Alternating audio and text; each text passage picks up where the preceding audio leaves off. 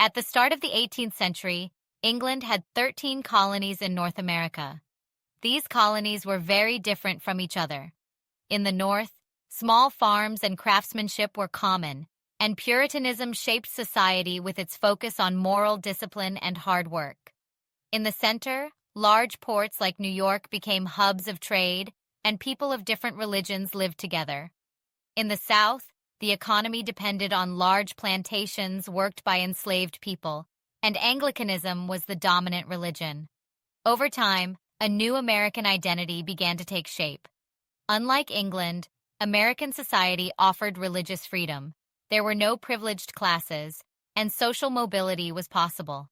People believed in equality and the idea that anyone could succeed if they worked hard. Another unifying factor was the Great Awakening, a spiritual movement that spread across all the colonies. It emphasized personal effort and individual salvation without needing church authorities, reinforcing values like independence and a strong work ethic. Tensions with England began to rise in the mid-1700s.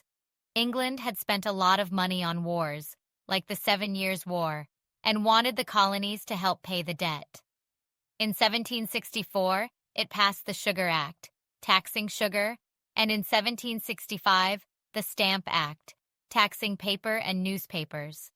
The colonies protested, arguing they shouldn't pay taxes without representation in Parliament, coining the famous slogan, "No taxation without representation."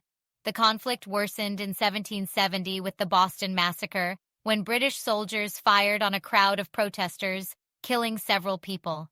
Then, in 1773, the Boston Tea Party became a turning point. Angry about a British tea monopoly, colonists boarded ships in Boston Harbor and dumped an entire shipment of tea into the sea. In response, England cracked down, imposing stricter controls on the colonies. In 1774, representatives from all 13 colonies met at the First Continental Congress in Philadelphia.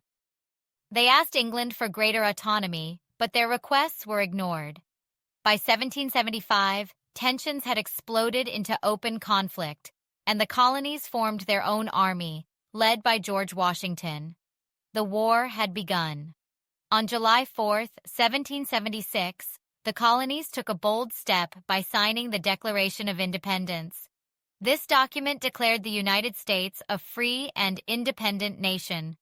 Inspired by Enlightenment thinkers like John Locke, it argued that people have the right to overthrow governments that don't protect their rights. The war continued for several years.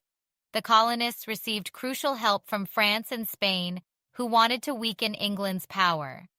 Finally, in 1783, the war ended with the Treaty of Paris, and England officially recognized the independence of the United States. But the work wasn't over. In 1787, the U.S. Constitution was adopted to create a strong but balanced government. It divided power among the President, Executive Branch, Congress, Legislative Branch, and the Supreme Court, Judicial Branch, to ensure no one could abuse power. The Constitution sparked debates between Federalists, like Alexander Hamilton, who wanted a strong central government, and Anti-Federalists, like Thomas Jefferson, who worried it would limit individual freedoms. To address these concerns, the Bill of Rights was added, guaranteeing essential freedoms like speech, religion, and the right to a fair trial. And that's how the United States was born, a nation built on the ideals of freedom, equality, and opportunity for all.